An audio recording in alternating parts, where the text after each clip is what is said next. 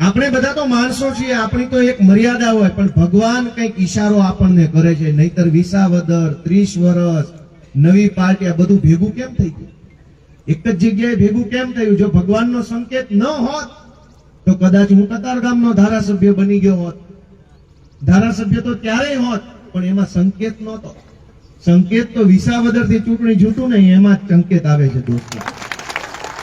અને એ સંકેતને ઓળખવાનો છે આપણે બધાએ કે ભગવાન શું ઈચ્છે છે.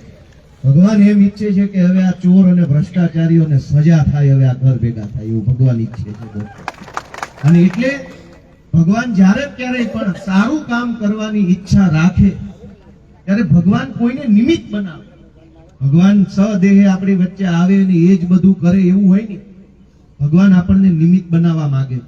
ભગવાન આમ આદમી પાર્ટીને નિમિત્ત બનાવવા માંગે છે. ભગવાન ચૈતરભાઈ ને, ઈશુદાનભાઈ ને, પ્રવીણભાઈ રામ ને બધાને નિમિત્ત બનાવવા માંગે છે.